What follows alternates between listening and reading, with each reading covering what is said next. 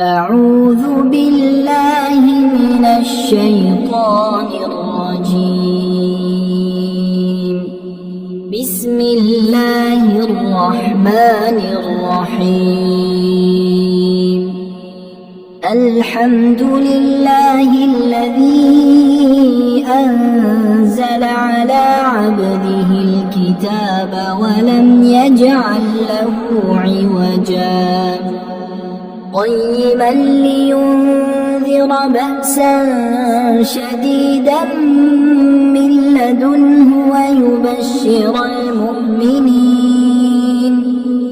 ويبشر المؤمنين الذين يعملون الصالحات أن لهم أجرا حسنا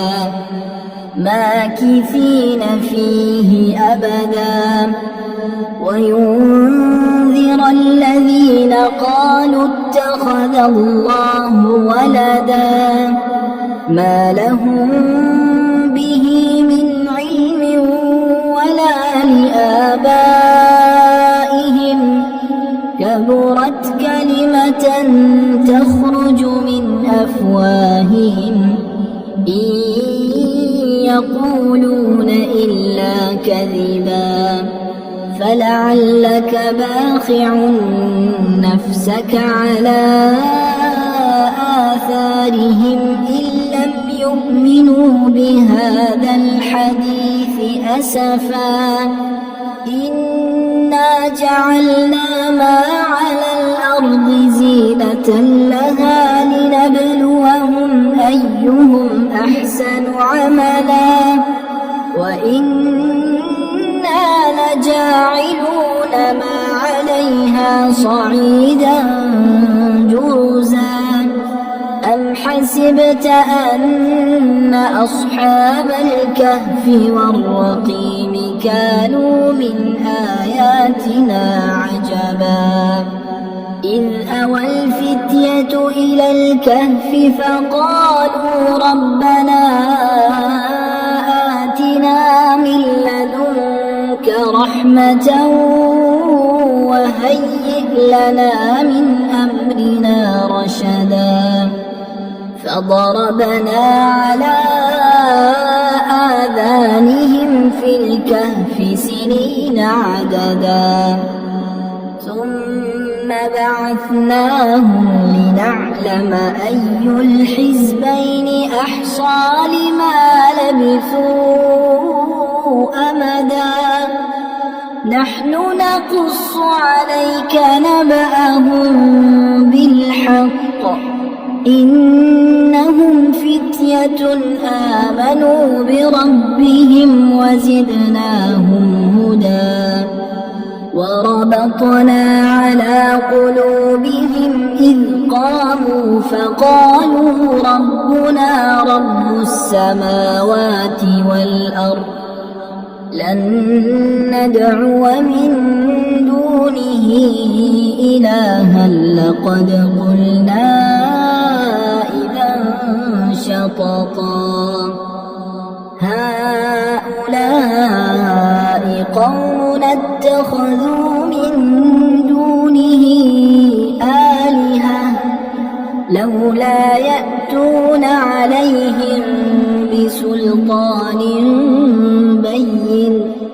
فمن أظلم ممن افترى على الله كذبا وإذ اعتزلتموهم وما يعبدون إلا الله فأووا إلى الكهف ينشر لكم ربكم من رحمته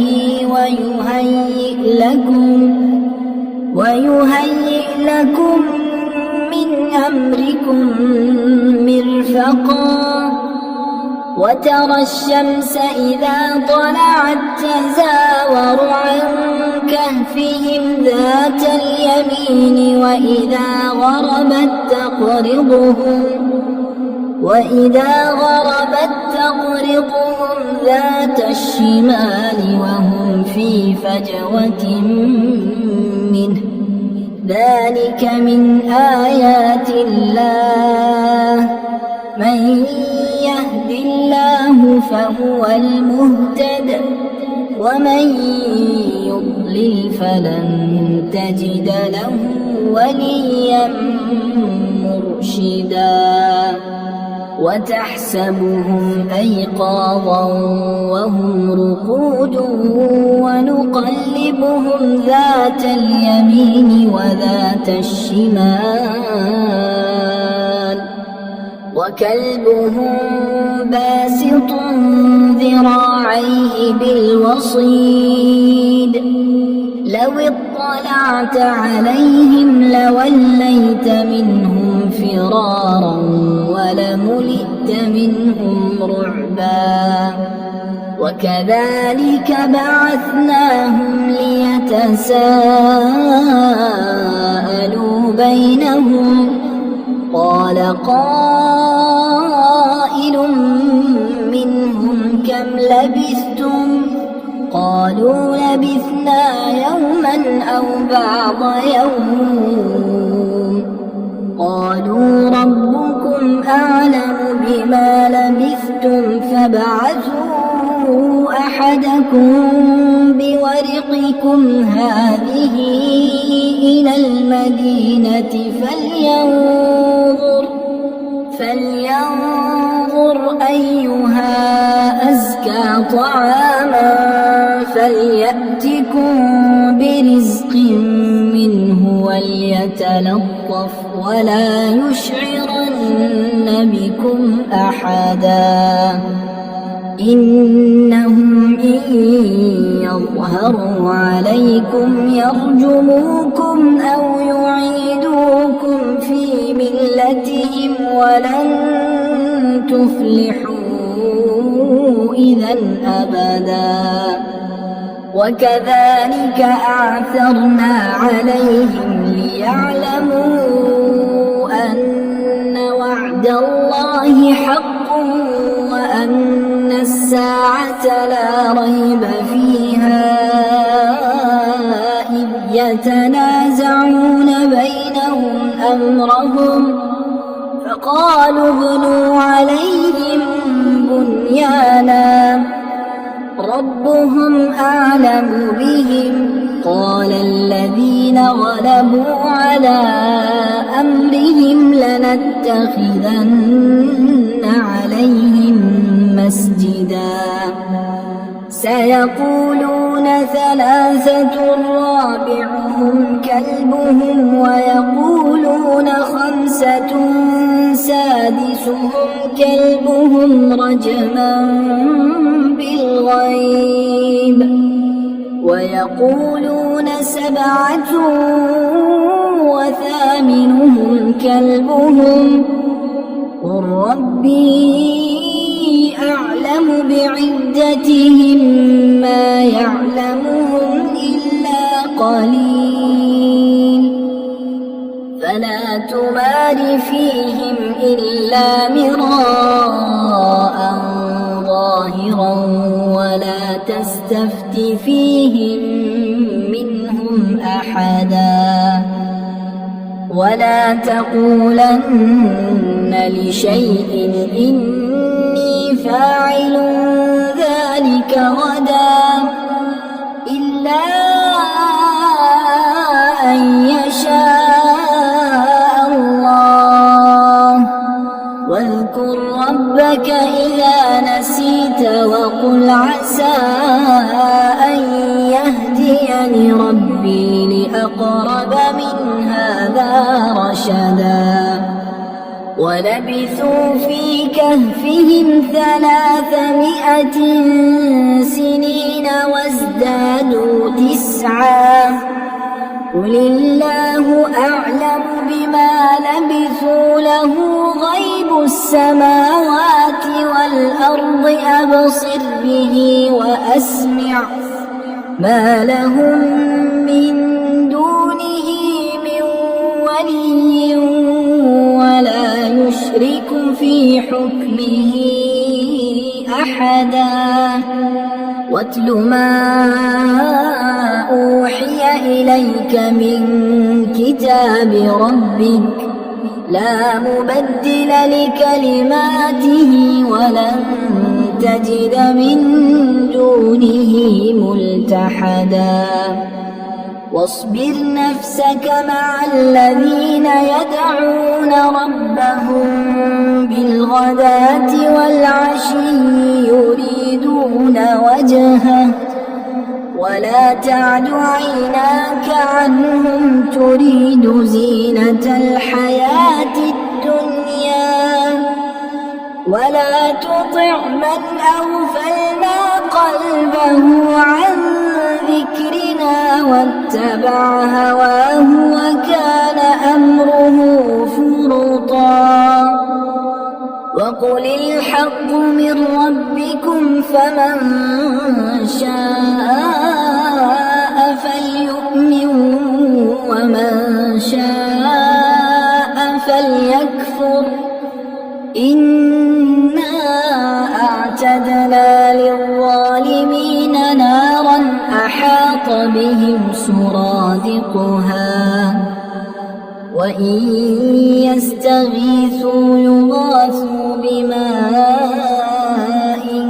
كالمهل يشوي الوجوه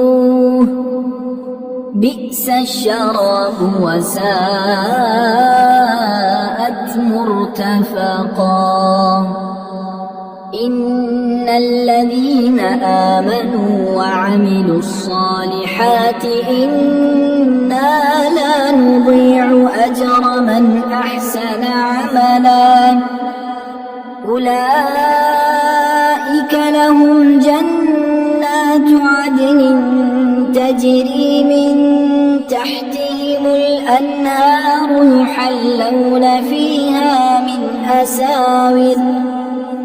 يحلون فيها من أساور من ذهب ويلبسون ثيابا خضرا من سندس وإستبرق متكئين فيها على الأرائك نعم الثواب وحسنت مرتفقا واضرب لهم مثلا الرجلين جعلنا لأحدهما جنتين من أعناب وحففناهما بنخل وجعلنا بينهما زرعا كلتا الجنتين آتت أكلها ولم تظلم منه شيئا وفجرنا خلالهما نهرا وكان له ثمر فقال لصاحبه وهو يحاوره أنا أكثر منك مالا وأعز نفرا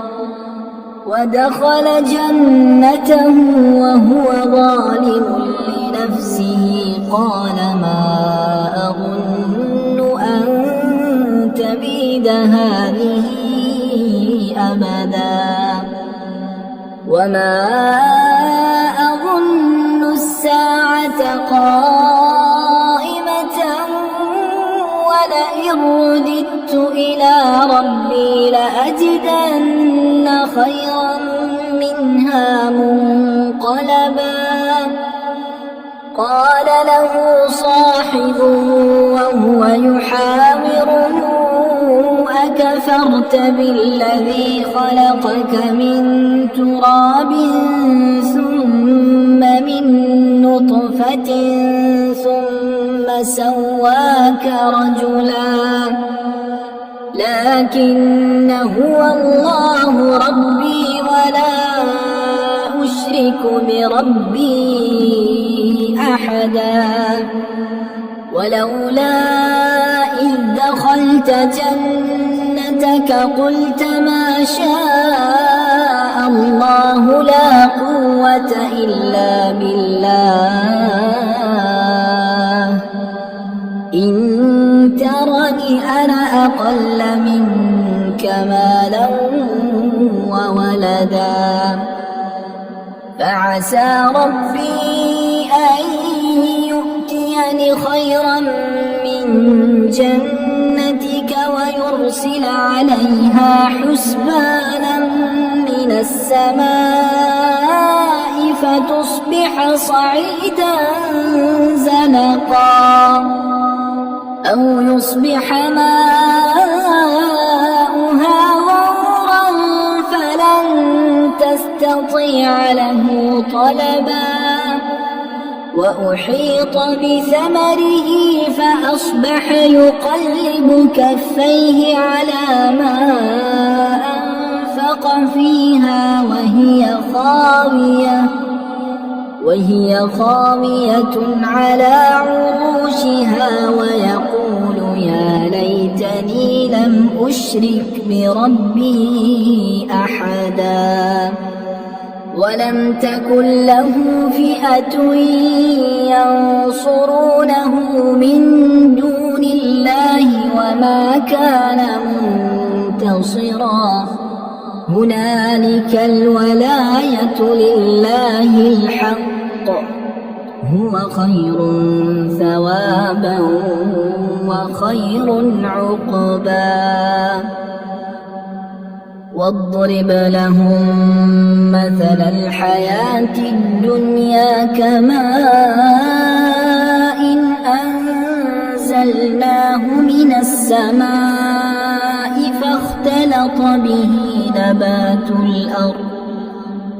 فاختلط به نبات الأرض فأصبح هشيما تذروه الرياح وكان الله على كل شيء مقتدرا المال والبنون زينة الحياة الدنيا والباقيات الصالحات خير عند ربك ثوابا وخير أملا ويوم نسير الجبال وترى الأرض بارزة وحشرناهم فلم نغادر منهم أحدا وعرضوا على ربك صفا لقد جئتمونا كما خلقناكم أول مرة بل زعمتم أن لن نجعل لكم موعدا ووضع الكتاب فترى المجرمين مشفقين مما فيه ويقولون يا ويلتنا ما لهذا الكتاب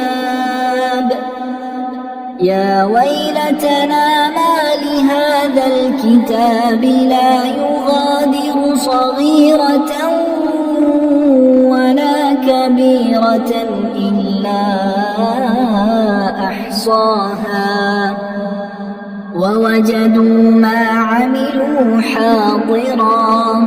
ولا يظلم ربك أحدا وإذ قلنا للملائكة اسجدوا لآدم فسجدوا إلا إبليس كان من الجن ففسق عن أمر ربه أفتتخذونه وذريته أولياء من دوني وهم لكم عدو بئس للظالمين بدلا ما أشهدتهم خلق السماوات والأرض ولا خلق أنفسهم وما كنت متخذ المضلين عضدا ويوم يقول نادوا شركائي الذين زعمتم فدعوهم فلم يستجيبوا لهم وجعلنا بينهم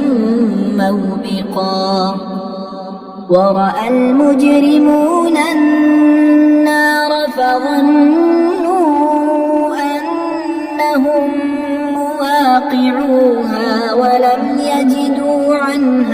مصرفا ولقد صرفنا في هذا القرآن للناس من كل مثل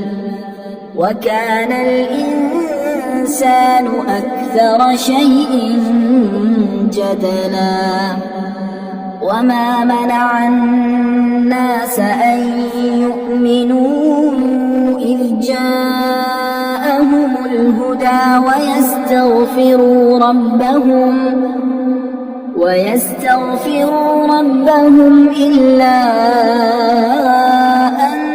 تأتيهم سنة الأولين أو يأتيهم العذاب قبلا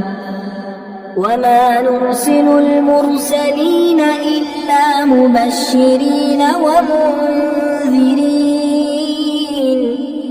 ويجادل الذين كفروا بالباطل ليدحضوا به الحق واتخذوا آياتي وما أنذروا هزوا ومن أظلم ممن ذكر بآيات ربه فأعرض عنها ونسي ما قدمت يداه إنا جعلنا على قلوبهم أكنة أن يفقهوه وفي آذانهم وقرا وإن تدعهم إلى الهدى فلن يهتدوا إذا أبدا وربك الغفور ذو الرحمة لو يؤاخذهم بما كسبوا لعجل لهم العذاب بل لهم موعد لن يجدوا من دونه موئلا وتلك القرى أهلكناهم لما ظلموا وجعلنا لمهلكهم موعدا وإذ قال موسى لفتاه لا أبرح حتى أبلغ مجمع البحرين أو أمضي حقبا فلما بلغا مجمع بينهما نسيا حوتهما فاتخذ سبيله في البحر سربا فلما جاوزا قال لفتاه آتنا غداءنا لقد لقينا من سفرنا هذا نصبا قال أرأيت إذ أوينا إلى الصخرة فإني نسيت الحوت وما أنسانيه إلا الشيطان أن أذكره واتخذ سبيله في البحر عجبا قال ذلك ما كنا نبغي فارتدا على آثارهما قصصا فوجدا عبدا من عبادنا آتيناه رحمة من عندنا وعلمناه من لدنا علما قال له موسى هل أتبعك على أن تعلمني مما علمت رشدا قال إنك لن تستطيع معي صبرا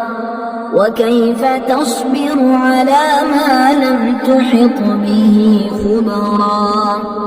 قال ستجدني إن شاء الله صابرا ولا أعصي لك أمرا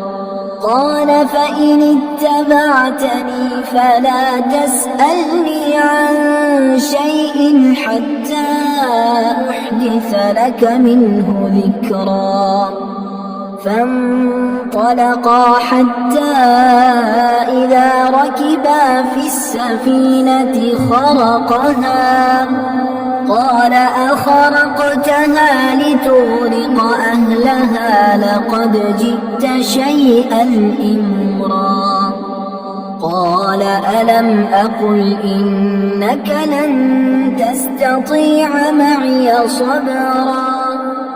قال لا تؤاخذني بما نسيت ولا ترهقني من أمري عسرا فانطلقا حتى إذا لقيا غلاما فقتله قال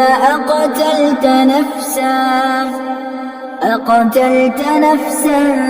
زكية بغير نفس لقد جئت شيئا نكرا قال ألم أقل لك إنك لن تستطيع معي صبرا قال إن سألتك عن شيء بعدها فلا تصاحبني قد بلغت من لدني عذرا فانطلقا حتى إذا أتيا أهل قرية استطعما أهلها فأبوا أن يضيفوهما فوجدا فيها جدارا يريد أن ينقض فأقامه قال لو شئت لاتخذت عليه أجرا قال هذا فراق بيني وبينك سأنبئك بتأويل ما لم تستطع عليه صبرا أما السفينة فكانت لمساكين يعملون في البحر فأردت أن أعيبها وكان وراءهم ملك يأخذ كل سفينة غصبا وأما الغلام فكان أبواه مؤمنين فخشينا أن يرهقهما طغيانا وكفرا فأردنا أن يبدلهما ربهما خيرا منه زكاة وأقرب رحما وأما الجدار فكان لغلامين يتيمين في المدينة وكان تحته كنز لهما وكان أبوهما صالحا فأراد ربك أن يبلغا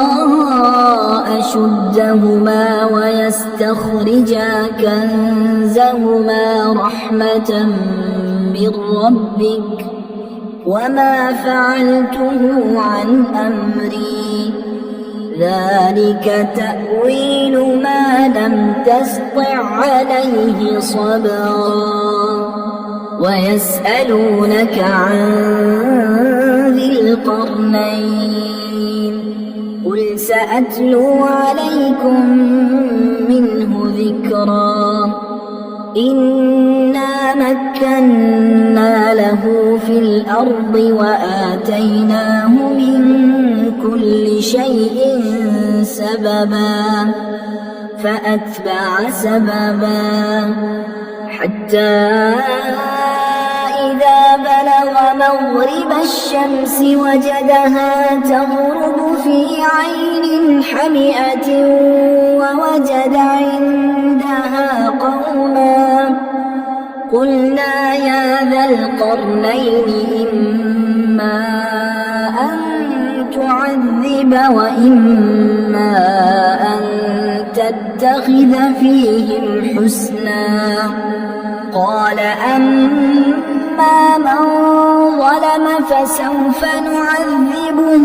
ثم يرد إلى ربه فيعذبه عذابا نكرا وأما من آمن وعمل صالحا فله جزاء الحسنى وسنقول له من أمرنا يسرا ثم أتبع سببا حتى